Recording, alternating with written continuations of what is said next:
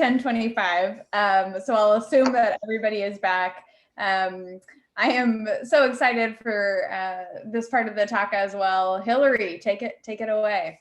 Great. Thank you so much, Courtney, and thanks everybody for letting me have a little bit of time out of your morning.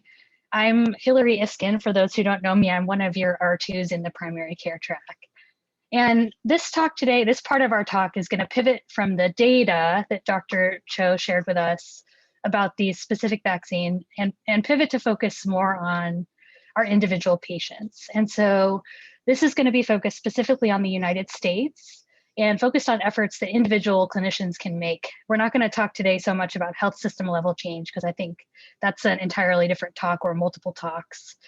We're also going to focus less on changing the minds of the people who are very entrenched in a negative position. We're going to focus on the people who have some ambivalence or are open to talking with us about it. And this picture here on the front, this is Dr. Yves Dorceau, an EM doc at Northwell Health, one of the very first physicians to get vaccinated during this pandemic. So our learning objectives for this part of the talk are going to be focused on building skills and tools. First of all, to help move individual patients forward on the vaccine hesitancy spectrum, and I'll talk in some detail about what that is and what that terminology means. And focusing on utilizing emotion and anecdote and psychosocial factors in our conversations with patients, if and when we find that data isn't reaching them or isn't working for them or as an adjunctive strategy. And then we'll also brainstorm some strategies amongst ourselves for physicians in terms of promoting equity and adjusting our conversation to address vaccine gaps. So as we all know, this vaccine campaign is incredibly important. And different numbers have been tossed around, but essentially we're looking at about 80% vaccination rate for herd immunity and to return to normalcy. So I have this graphic down here in the bottom corner. This came from NPR in the lay press. I think it's a really nice visual way of representing what herd immunity is, both for us and then potentially for use with patients as well. The red dots here are showing potential infections, with the dark gray showing vaccinated and the light gray showing healthy. And so the diagram on the left is showing what it looks like essentially where we are approaching right now, which is, we're at about 20% of people have received one vaccine nationwide. And this is how it looks if 30% of people are vaccinated, where you've got a lot of infections, potentially infected people breaking through. Whereas if you come over to this other diagram with a lot more dark gray little hexagons isolating patches of infected. And so really visualizing the way that herd immunity helps protect everybody, especially the vulnerable. And part of the genesis for this talk is that I have been seeing some articles in the lay press that I'm sure others have seen as well about younger military personnel rejecting the vaccine. And about a third of troops have refused the vaccine. And these are largely young, healthy people who are going to be a key part. Their civilian counterparts are going to be a key component of our nationwide vaccination campaign. And of course, these troops are a specific population and they have specific issues that apply to them. But I looked at this article and thought I could see a lot of my Belltown patients who are similarly young, healthy people having a lot of hangups of the vaccine. So I've put this talk together, and I want to remind everyone too that the interaction between patients and providers is really the cornerstone of vaccination efforts, that these conversations are really the starting point, and that a lot of people really trust their doctors when they don't trust other institutions and the FDA and the government and big pharma. And then of course, there's the equity piece as well, which I cannot overemphasize. There would be lots of different ways of showing this data, but essentially there's a consistent pattern of Black and Hispanic people and people in other minority groups as well, having a larger share of cases and deaths and smaller shares of vaccinations. So this is just one graph that I pulled. This is the COVID tracking project out of Boston University. And this data is through March 7th. Essentially showing that in terms of COVID cases and COVID deaths, we see a lot of minority groups with a much larger share. So with white down here in this yellow above are the Native Hawaiian, American Indian, Alaska Native, Hispanic, Latino, and Black African American.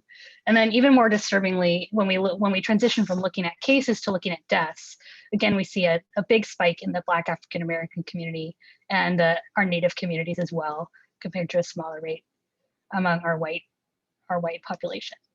And then I was able to pull some very early data from the Kaiser Family Foundation that basically shows, with a lot of room for error, but basically shows that similar trends are happening in the state of Washington as well. That Black people are 4% of our population, but had received 2% of vaccinations. And I think that data is already a little bit out of date because as a state, again, we also are tracking the nationwide trend of about 20% of people have received a vaccine. But again, it points in a disturbing direction.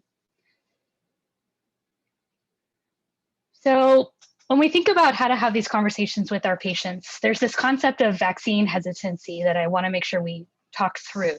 And the background is that a lot of this research and data and strategies that I'm going to share come from the pediatrics research. And some of this is extrapolated from studies that focus on parental decision-making with regards to their children, which I think is parallel but not exactly identical to what we see with our adult patients. So vaccine hesitancy is what we think of the individual behavior of an individual towards a vaccine that's influenced by a wide range of factors, including historical context, political, sociocultural, all sorts of other things. And that attitudes towards vaccination exist on a continuum, with people with entrenched negative views on one end of that spectrum, and then people with entrenched positive views on the other end of that spectrum, and patients and individuals all throughout, anywhere in between on that spectrum. And then the footnote here as well is that new vaccines usually engender more hesitancy, and that we're sort of entering uncharted territory here with, like I said, some strategies extrapolated from pediatrics and some from seasonal influenza, but we're sort of in a new area. So before we start going through exactly some of the specifics of these communication strategies, I love if folks would either put in the chat or unmute themselves and talk and sort of share with the group barriers to vaccination that you've either encountered with your own patients or that you could imagine happening, or maybe conversations you've had with your own family.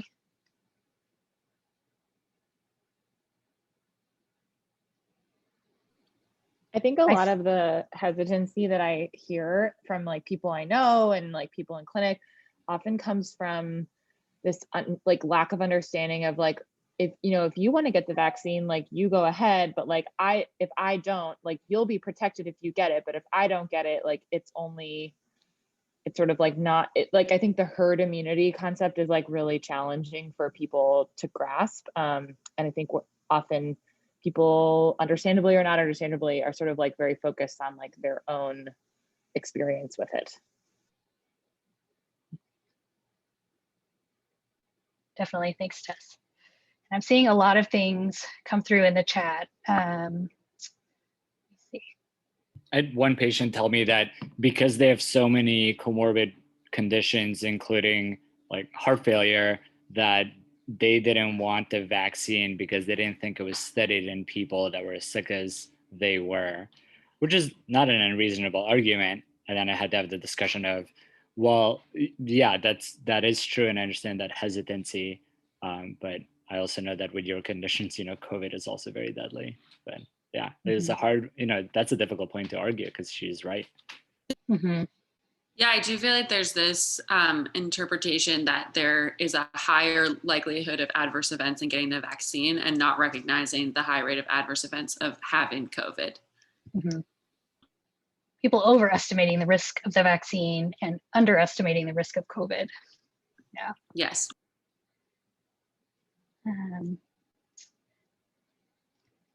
And there's a term for what you're mentioning too, Hasib, about, I'm trying to remember the term, but it's something about like uniqueness bias of people think, yeah, this research applies to other people, but I'm special, it doesn't apply to me. And then I'm seeing, so Kim in the chat, that I've done research from people and we don't know where they're getting that data from Rashid, mistrusting government, the news reporting deadly reactions, people saying, the vaccine is new, some unfamiliarity, lack of transportation, lack of access to phone or computers. Some people saying, I want to wait till more people get it. And then from Anna, a conversation with a patient that faith was a barrier, that getting the vaccine would be showing a lack of faith in God who had kept her safe and healthy. That's a really interesting comment. Bill Gates, Commentary from the VA, vets who are hesitant because of required vaccinations in the military and feeling like they had bad outcomes from those vaccines. And actually that was part of the reason in that New York Times article about why the young the young active duty service members were refusing the vaccine, that a lot of them felt that they had almost no control of their military life, that all of these other vaccines were compulsory, and this was one place where they could choose to say no.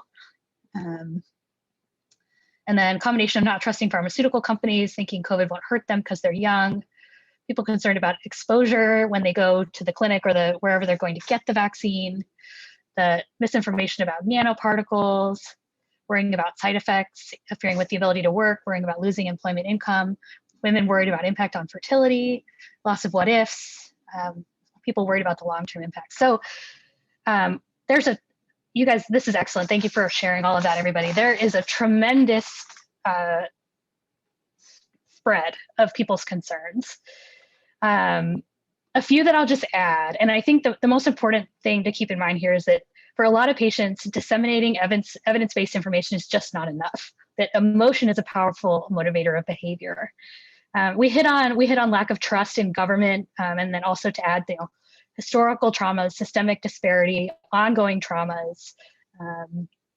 I'll add physician-patient racial discordance, identity politics, which we were talking a little bit before the start of the session. The data that Dr. Cho was talking about that show that people who voted, Republicans who voted for Trump, are less likely to be willing to get vaccinated. Some misinformation, that there's a variety of new vaccines with evolving data that's emerging piecemeal. And then something I want to bring up as well that I think I underestimate in my conversations with my patients is that vaccine hesitancy, particularly in this pandemic, can elicit really strong emotional responses from providers. And I was reflecting on this the other day in clinic about, talking with a patient who was not interested in getting, I think it was actually the flu vaccine, and feeling really angry and feeling a lot of emotions well up. And I think a lot of us have seen a lot of patients get really sick through this pandemic, and maybe are also in a position, if you're like me, where I'm the only person in my family who's vaccinated, and that I would do a lot to get these vaccines for my family members, and that people are refusing. So I think it's worth bearing in mind too that we as healthcare workers collectively have had a lot of trauma through the last year, and that plays a role in how we arrive at these conversations, and may play a role in how we conduct them. So I found this cool graphic that comes out of human vaccine immunology that is a nice visual way of bringing together a lot of these different components that we've talked about. So here in the middle is a visual representation of the vaccine hesitancy continuum. Again, with patients on one end who are going to refuse, and they're going to refuse no matter what we say, and then patients on the other end who are very positively accepting, and then everybody in between. So if we look up at the top here, this is some expansion of the historic, political, and sociocultural context that plays in. So people's knowledge and information, their own past experiences, the perceived importance of vaccination and risk perception and trust, the subjective norms, and their religious and moral convictions. And then here on the left side, we have public health and vaccination policies, so vaccine programs, promotion, communication, and then the FDA with their safety evaluation and monitoring. Down at the bottom here, we have communication and media, so both the traditional media and what people are seeing on social media, and then the anti-vaccination activists and their dissemination of information as well. And then here's us on the other side here with our health professionals' recommendations. So our training and knowledge level about the vaccines themselves, our own communication skills, which is what we're really drilling down on today, our medical and epidemiologic knowledge, and then a little asterisk here I would put that not all healthcare providers, and maybe not specifically physicians, but other members of our healthcare team, they may also be vaccine hesitant, and they may or may not have accepted the vaccine themselves, and that is going to impact the way that they talk with our patients about it, or that we talk with our patients about it. And then with these arrows showing all the sort of ways that trust plays in, right? An individual's trust in public health and organizations like the FDA, trust in the media, and trust in us and in the institutions that we represent. I just want to pause and see if anybody has, before we start talking about specific strategies for having these conversations, see if anyone has any particular thoughts or questions about some of these barriers or some of maybe this diagram? Cody, I see your contribution in the chat that the trust in providers piece, that you heard about a study where they found that patients tend to trust nurses more than doctors. Yeah, and in my own clinic in Belltown, the patients probably spend as much time with my medical assistants as they do with me. And so my medical assistants, are thankfully incredibly skilled at talking with patients about their own personal vaccine experience. And I think that is helping my own patients' vaccine uptake. Okay, I will move on to the motivational interviewing. And so what I'm going to do now is give a brief overview of some strategies of a framework for motivational interviewing that comes directly from Vital Talk. And then at the end, at the end of this brief portion of the talk, we're going to split into small groups of 4 to do some brainstorming and modeling of conversations. So keep that in mind as we go through the strategies. So probably, I'm betting most of us are familiar, but motivational interviewing is a person-centered communication style that allows, essentially the goal is for us to assess a person's internal motivation and to use that to help them find attitudinal change. And motivational interviewing is one of the few strategies that has been shown to increase vaccine uptake. And that, I believe, came out of the pediatrics literature. So this framework here was specifically developed by Vital Talk for this particular COVID vaccine conversation. So step number 1, they recommend that we start with open-ended questions that don't assume vaccine acceptance, and that opening with a soft start enables engagement. So you might hear a patient say something like, I've been hearing a lot about the COVID vaccine. What do you think? And a potential response could be, what have you been hearing? I'd be interested in how you see the positives and negatives. Or a patient saying, I don't know if I can trust everything I read about vaccines. And doctor saying, that's a sensible approach. Do you have questions I could answer? Step 2 here is acknowledging patient concerns without judging, really using empathy rather than a value judgment about their opinion. So some patients might, how did they do it so fast? How did they develop these vaccines so fast? And the doctor might respond, I realize this is happening faster than anyone predicted, and having questions is normal. And then go into a little bit more of an explanation about how the vaccine was developed. Or patient saying, I just don't trust vaccines. And the response from the clinician, I've heard other people say they are worried about the vaccine. Could you say more about your concern? The third component here is to avoid criticizing the patient's information sources, regardless of where they're coming from. And that we instead can cite our own experiences and our own sources. And instead of trying to argue against misinformation, which I don't know if any of you have ever tried to do that before, but it often is both ineffective and incredibly frustrating, to reframe and focus instead on what our experience has been. So sharing some anecdotes potentially of our own experience with the vaccine, or what we've seen with patients who got sick with COVID, and then also pointing them to good vaccines or good data sources. So, patient could say something like, you just never know what the side effects will be. And the clinician could respond, yes, it is true that there have been some side effects. And the most common side effect is some soreness at the injection site, and then transition to a little bit of data about the trials. Or a patient saying, I read on social media that the risk of COVID is not that high. And the response could be, it's true that COVID can affect people mildly or severely. And there's room here for the doc to say something like, my colleagues and I are seeing enough severe cases of COVID that our hospitals are really full. And then could say something like, there's a daily newsletter from the Department of Health or the CDC, or here are the latest numbers that I could share with you. The fourth component here is to show awareness of your status as a messenger, especially for people of color and members of other underserved groups. And we'll talk about equity more a little bit later, but essentially what we're getting at here is that who you are as a messenger matters, and that your awareness of that helps build trust in you as a messenger. And you also can use examples of other messengers who resemble your patient. So a patient could say something like, I'm not sure that the needs of my people have been taken into account. And the response could be, I realize that the medical system in the United States has not treated everyone fairly in the past, and that it has been racist. I recognize the injustices that have happened. We're handling the COVID vaccine differently, et cetera. And then the fifth step here, which I think might be the most important, is to link vaccine acceptance to the patient's own hopes and goals, which of course, as classic Vital Talk and motivational interviewing goes, involves having elicited what those hopes and goals are so that you can help show them how the vaccine will help them get there. So you might say, the patient might say, I'm just gonna wait, I want other people to take it first. And the clinician response could be, of course, this is your decision. I do think that the vaccine is a step towards a social life with fewer restrictions. And you mentioned that you want to visit your family. The vaccine will help you and all of us do that sooner.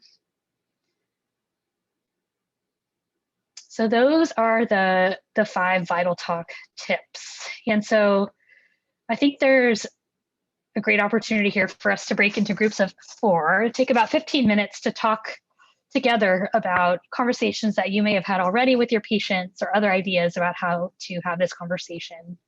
And then we'll get back together as a big group and discuss.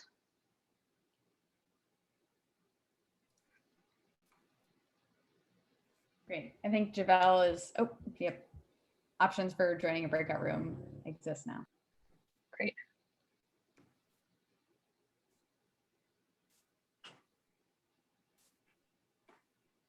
Hillary, did you want to join a breakout room? I don't think so. Okay. Just hang out. Assign you. So you'll hang out with John, Courtney, and I. That sounds good.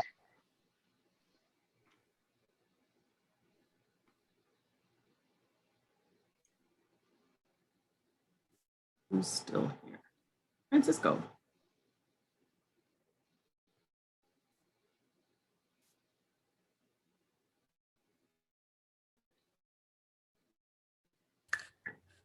Courtney, what's been the experience at Belltown, at Roosevelt?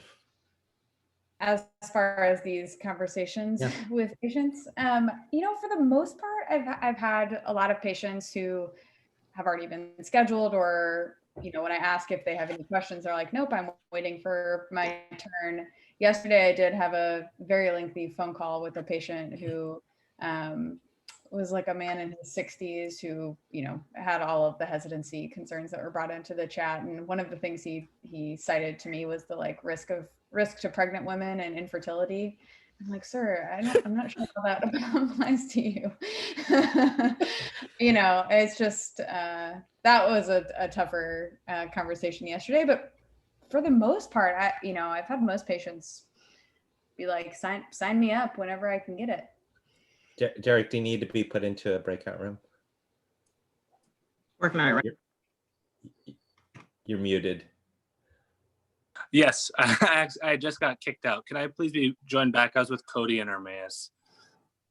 All right, 1 second. I'm just trying to find that group. Eric, what did you do to deserve getting kicked out? I tried to turn my camera on. I should have had it on the whole time. You got kicked out because of your anti-vaccine beliefs. Yeah. Yeah. Great morning, by the way. Just immediate feedback for the two of you. This is a great academic half day. Thank you. I'm glad. Yeah. It really is. As I can say, as the only non-physician on this call, John's already explained this stuff to me before, but really the difference in the definition of efficacy changed everything for me because I was thinking it was the wrong thing. So John, you've already educated me, but yes, it's great. I've done this whole session for you. Right, it feels like it, right? It's like, oh, I'm the patient. No, it's great. I think that it's been interesting. I think I've shared with many, but pretty much since mid-December, I've been talking to, I try to carve out time for every single visit. I don't always do it for the acute visits, but for just about every other visit, I'm carving out time. And I have learned so many interesting stories and so much stuff. 2 different people, not recently, but in December and January, both independently brought up Tuskegee and talked to me about that and said, again, this mistrust too much, too fast and all that sort of stuff. Again, that came up. And, you can only acknowledge it. You have to say, all that is true, and it's unfortunate. And I've been playing with some language, but I don't know that I have better language than anyone else. It's just, Yeah. I mean, the language I may have shared, I think I shared with some of you, but the language I've been trying is this comment about, well, look at how disproportionately impacted your community is. And, the fact that white people are racing to get vaccinated tells you probably something, that it's, this is an opportunity to address how disproportionately impacted your community has been. But I don't know.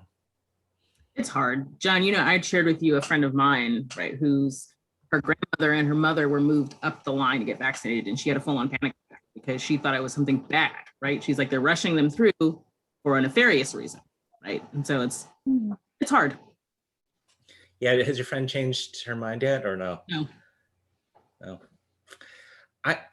I was kind of touching on it briefly, but I worry a lot about this piece about perceived equity, about the 66% versus the 95%. I that's a big thing. Yeah. Yeah. Yeah, in an area where there's already inequities, to look at that and say, well, you're giving us the second-rate vaccine, I think is really kind of worrisome.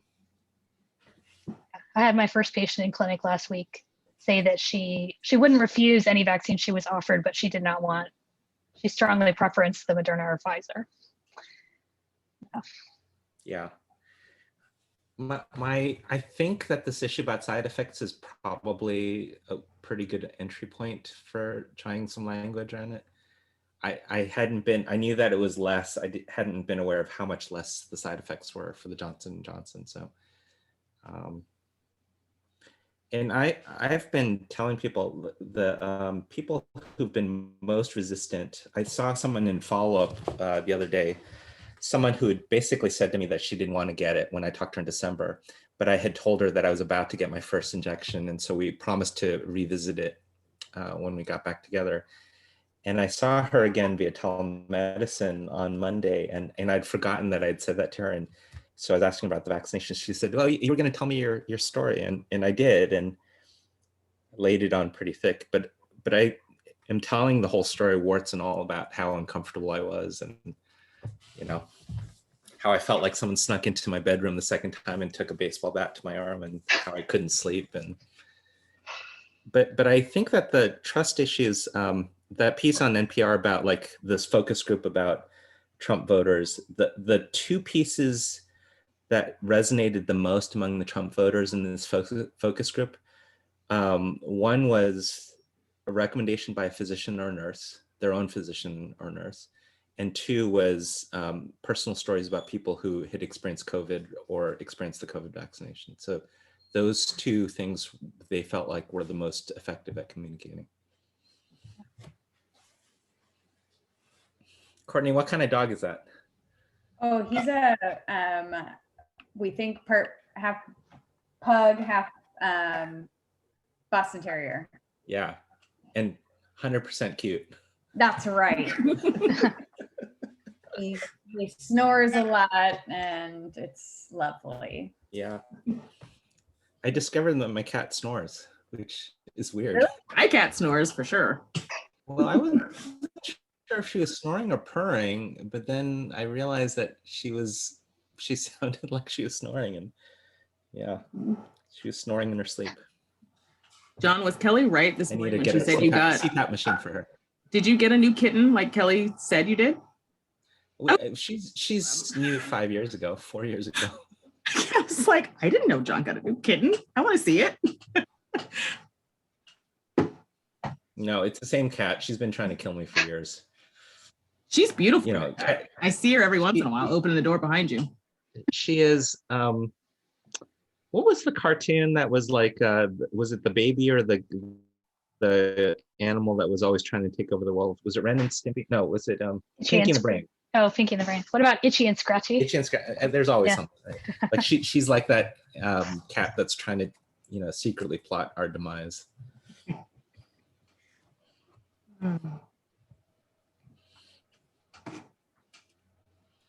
How long should we give him? I have a timer. I think it's As long as they've been in there. 4.5 more minutes. So right around.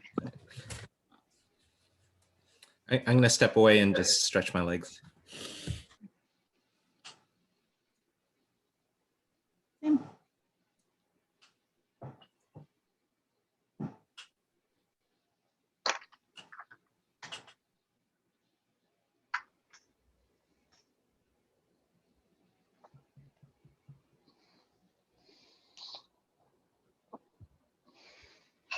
Courtney, what are you doing next year? I took a hospitalist position at the University of Colorado. Nice. Oh, So I moved. Denver. It's going to be amazing. I'm very excited. I will miss Seattle a lot, but I'm really excited. Yeah. Ready for some more sun? Sunshine. Yeah. Yeah.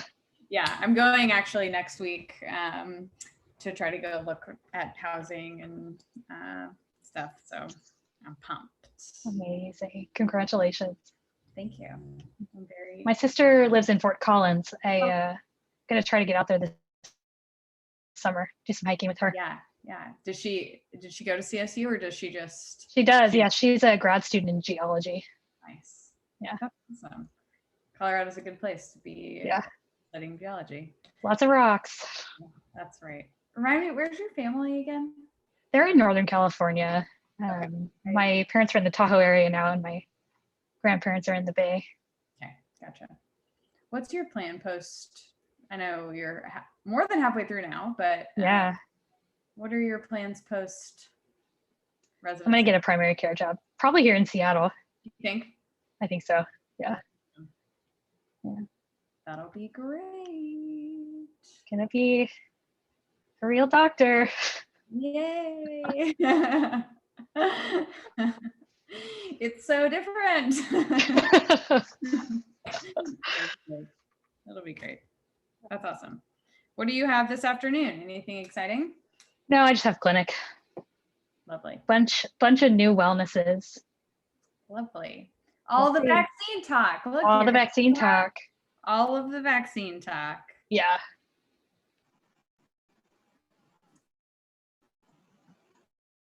All right, Hillary, everyone should be back now. Awesome. Welcome back, everybody. I wonder now if folks would be willing to share either through the chat or by unmuting yourself and sharing with the group some of the things that you talked about, conversations you've had, experiences you've had in clinic, other things you thought of.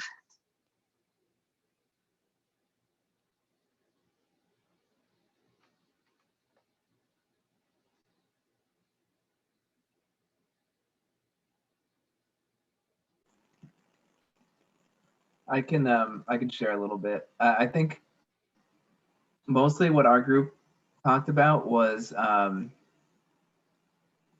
like you had said, was trying to get back to like probing a little bit deeper and getting towards the patient's values behind what it was that they said. So like when you had a patient who had some kind of like religious thoughts that she felt like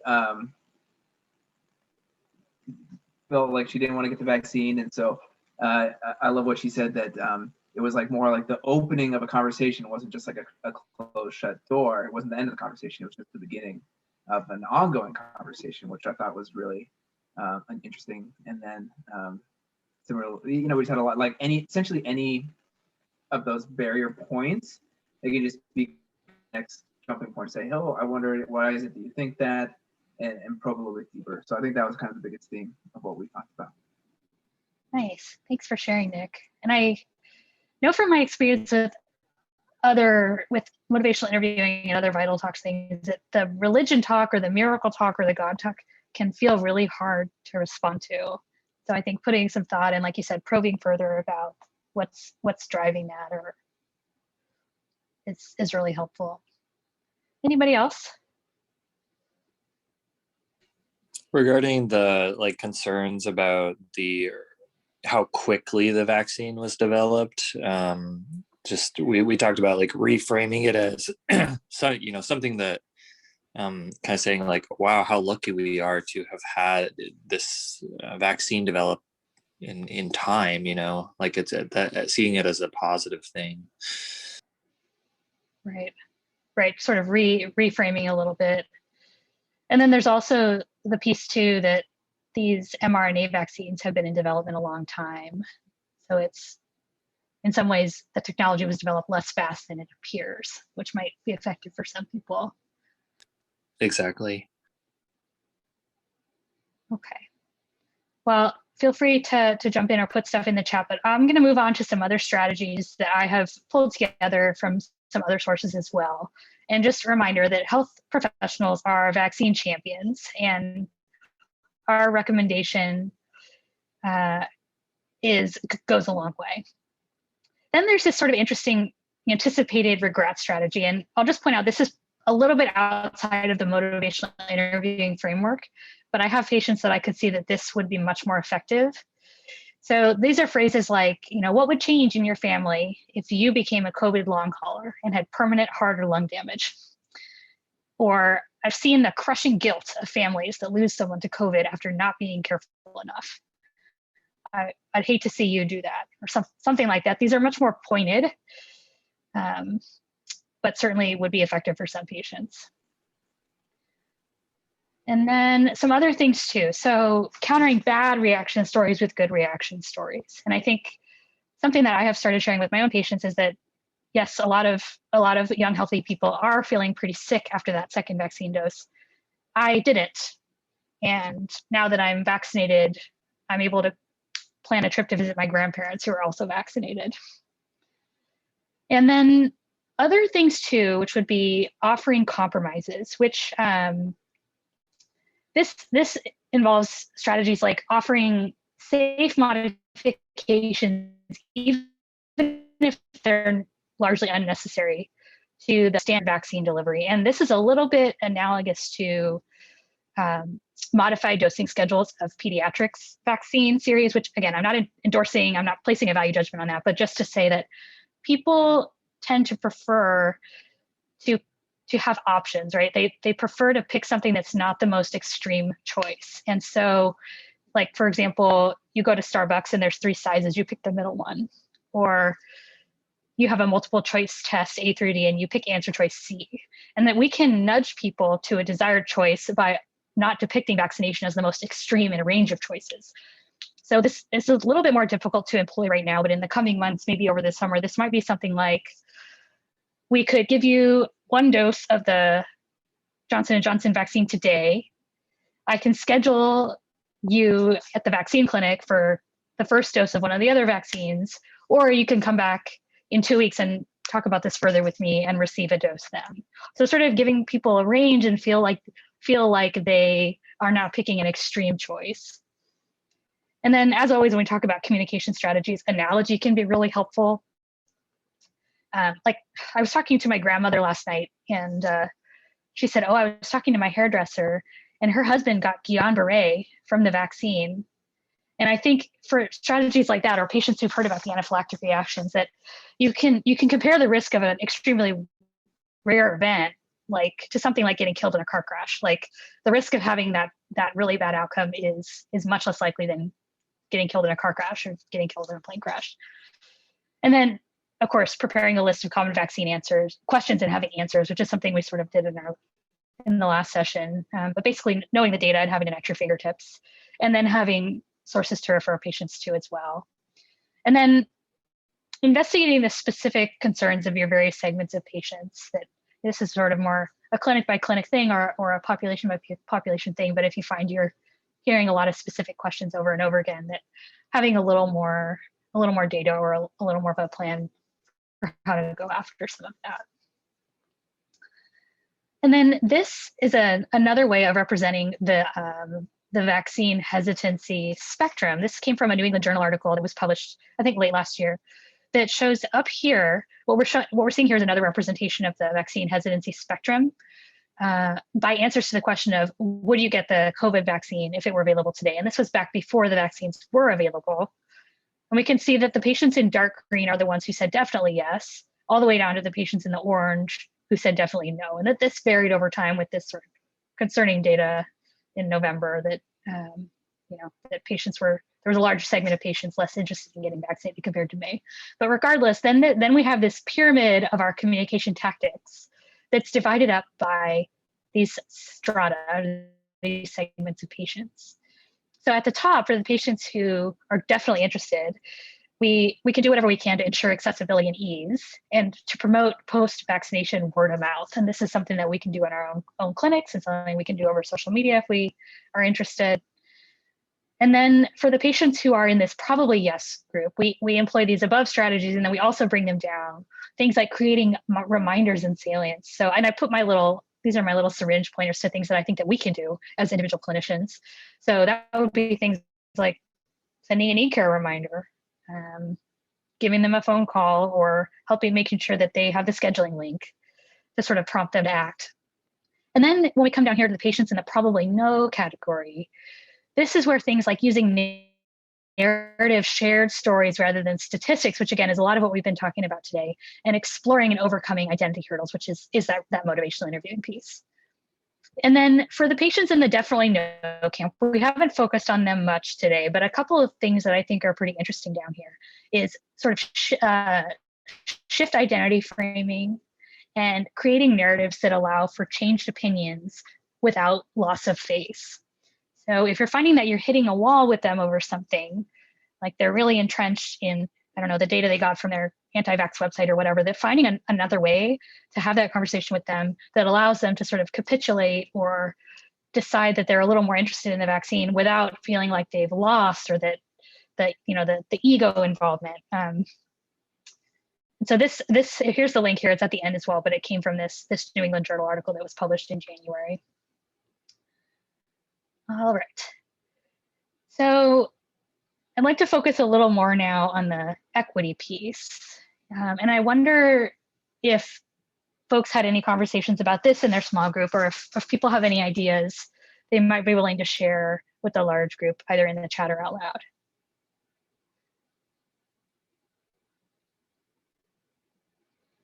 I can see in the we did talk about one element here. I forget which member of my small group it was who had a patient who was illiterate and not able to do any of the kind of scheduling necessary to actually get on the vaccine list. And I was reminded, I won't mention which faculty member this was, there was an academic half day last year when we were all in person, and someone was commenting about access and seemed to imply that every single person has a smartphone and access to the internet. And I'm like, you could see it actually made one of the current third years last year quite angry. Like, a lot of the people at adult medicine clinic, that's not true. A lot of the people at the VA who are much older, not going to be able to use the internet. And you're never going to reach those people if it's, here's this link, go sign up for it. Mm-hmm. Mm-hmm. And it sounds like from what you were saying earlier that the VA has addressed that by being really proactive and calling patients and setting them up. Which is great if you can do that if you're a health system, but it's not so great if there's no support behind that for that. And the other thing that we said about somewhat of similar lines to this is that the amount of time that we're devoting to talking about vaccination and scheduling people for vaccination, that's all being crammed into this 30-minute visit. And then, good luck if you're going to have time to see that person again in the next 2 months. It's not like we're in clinic enough to say, hey, come back next week and we'll facilitate all the scheduling for this, because I'm not there. Right. Right. Absolutely. Any other thoughts specifically on the equity piece?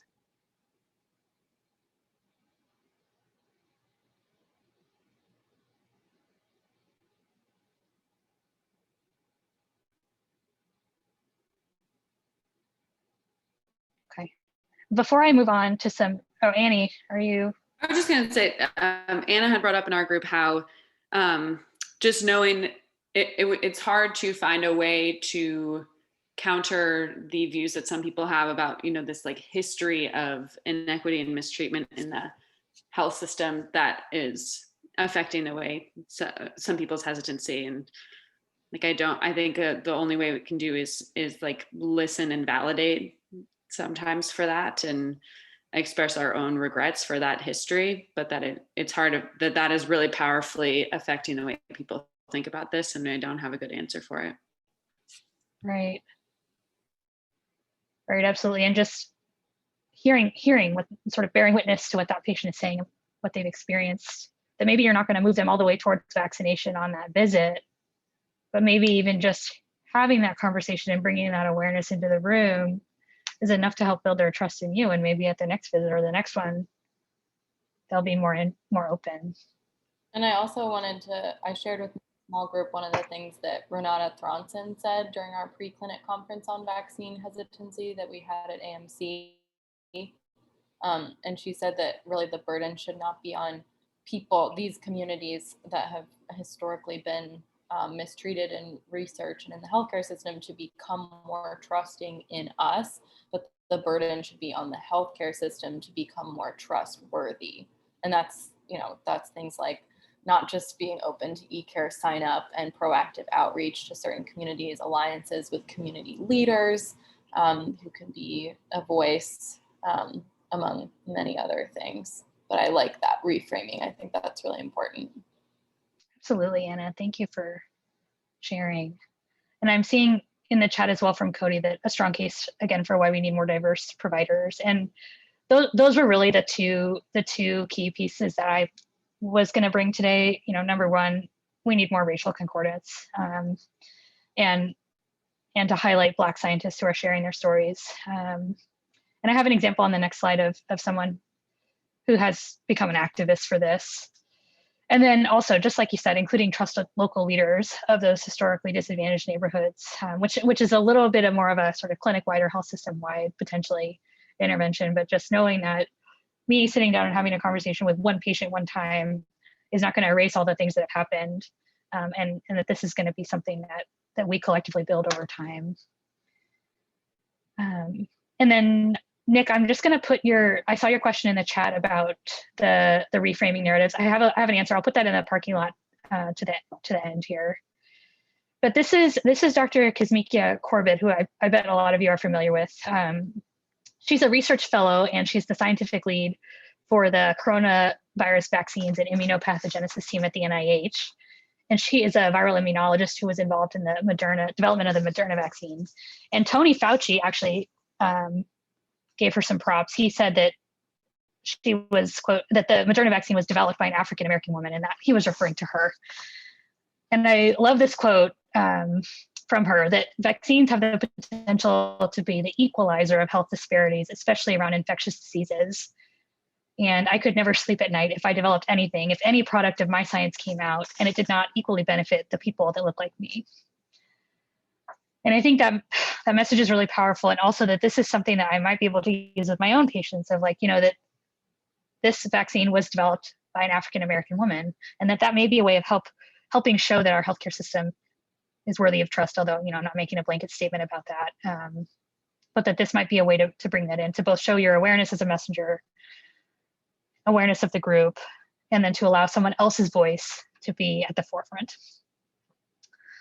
Rashid, I like your point too, emphasizing the importance of cultural mediators. That is great.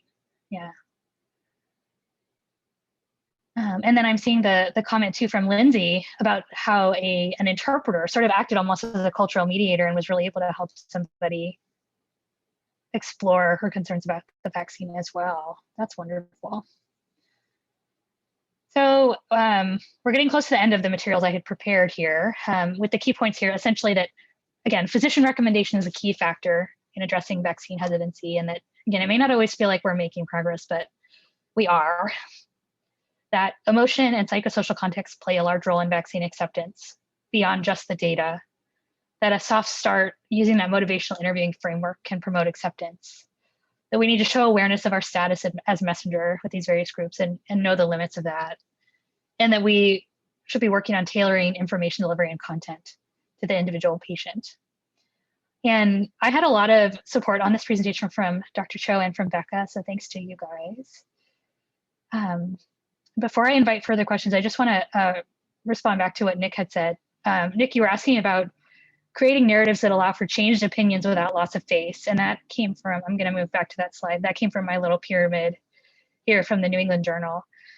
And this is a tough one that I think, again, is going to be patient specific, but that could be something like, the vaccine is like, yeah, the vaccine has had side effects, and it takes a strong person to get vaccinated and go through it and to come out the other side. Or, it takes a strong person who will do this so that they can protect their loved ones and see their families. I did something kind of like this with a patient around a COVID test back in the summer. It was an inpatient at Harborview who was being admitted and who was really angry and definitely fell, I think, on the sort of had been looking at anti-COVID literature and all sorts of stuff like that. And it ended up not being successful to talk with him about why we get the test, why the test is safe. It keeps everything. That conversation was a total roadblock. But when we pivoted more to like, look, you really need to be in the hospital to get these antibiotics, and he was able to establish that common ground with him. And then to just say, look, I really want to be able to get you this medicine that you really need. Would you mind why don't you just do this for me? We'll just get this done. It'll be over. And so I think I was able to put him in a position where he was sort of capitulating with good grace rather than having to confront any thoughts about, I hate, this COVID test, or without challenging him directly on any of that stuff, was able to just sort of reframe. And he ultimately got tested and left AMA the next morning, but he had gotten his dose of ceftriaxone, so that was what mattered. Does that help answer that question, Nick? Yeah. It's I think that was I love the idea, I love the the situational awareness to recognize when you're hitting roadblocks and to kind of just pivot your strategy and see where it is that you can kind of meet the common ground and then build from there. It seems to make a lot of sense. There's some of those situations that are just so tough, and we just see it in every part of public discourse at this point, where there's so much mistrust and differing opinions about things. So I think it's just any strategies or things you have done that I'm just always trying to collect strategies. So. Yeah. I'm gonna open it up to the broader group now. Of any other questions, concerns, thoughts that's relevant to this discussion?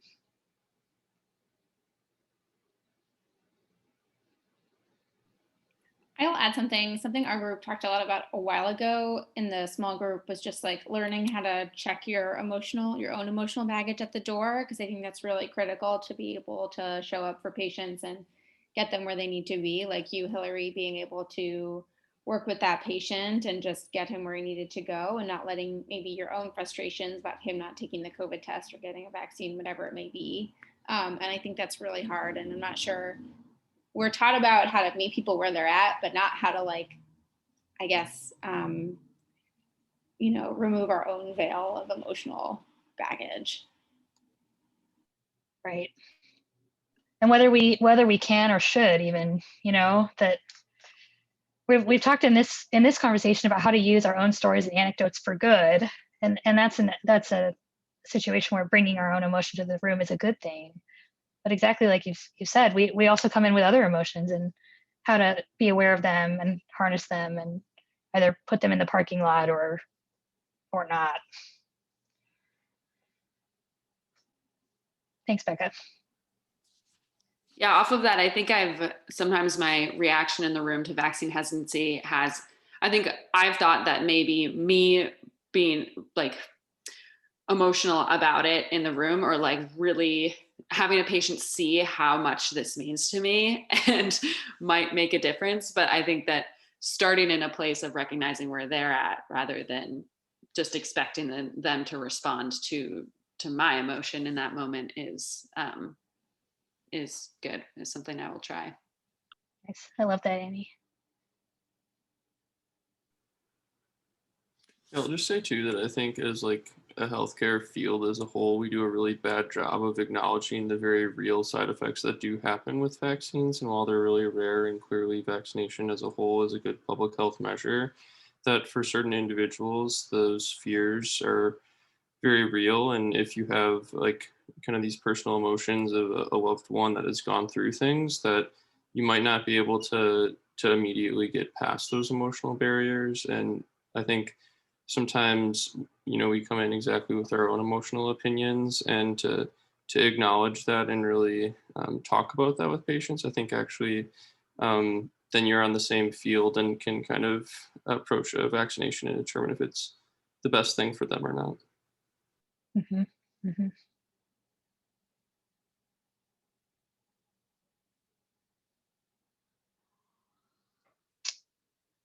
All right. Well, thank you everyone so much for your contributions and participating today. Your really thoughtful approach to all this. I am going to stop my sharing and turn it back over to our Queen in Chief, Courtney. I like that. Well, that's all that we have today. Thank you both to John and Hillary and everyone for participating in a really timely, important, and engaging discussion. I hope you all have a great rest of your afternoon and your week. Thanks for joining us this morning.